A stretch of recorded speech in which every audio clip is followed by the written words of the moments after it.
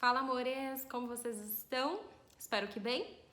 O meu vídeo hoje é para falar sobre educação afetiva, que é um tema que eu procurei estudar um pouco para eu me observar e saber como eu poderia ajudar o meu filho. Porque eu entendi que muitas vezes eu acabava o culpando, dizendo que ele fazia birra. E na verdade, eu acho que eu não sabia conduzir a situação. E por isso fui atrás entender mais com algumas psicopedagogas a respeito do tema e elas me ajudaram bastante.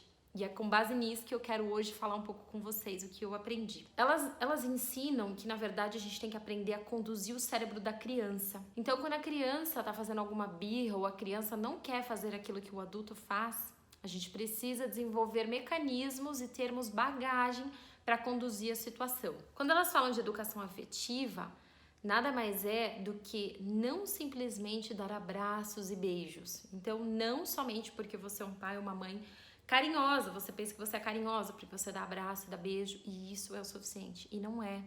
Porque nada adianta dar abraços e beijos se na hora que o seu filho ou sua filha quer explorar, quer conhecer, quer brincar, você imediatamente já sai gritando, não pode, aí não mexe, não dá, ou dá uma palmada.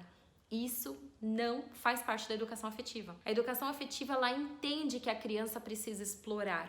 Ela respeita o espaço da criança. Ela entende que a criança tem voz. Ela entende que ela precisa respeitar a criança. Ou seja, ter reciprocidade. Da mesma forma que lidamos com o adulto, pedimos desculpa, agradecemos, pedimos licença, o mesmo tem que ser feito com a criança.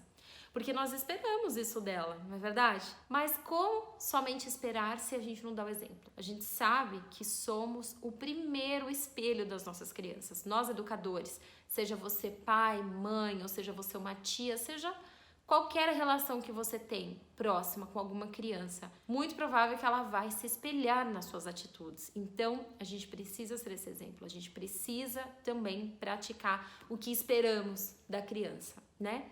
E respeitá-la e ouvi-la. Por exemplo, no final de semana agora, eu postei inclusive no Store para vocês algumas fotos muito legais de um passeio de bike que nós fizemos. E a minha ideia, antes de sairmos, era de ir de carro.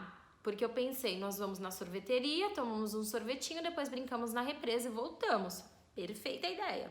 Porém, o Léo tinha outra ideia. Ele bateu no martelo que ele queria ir de bike, que queria bike. Mamãe pegou o capacetinho dele, quer bike. E eu, meu Deus do céu, não é possível, filha, longe tudo isso. O que eu fiz? Escutei. Deixei ele ter a opinião dele, ele liderar ali no momento, né? Que é uma coisa saudável. Então, deixei.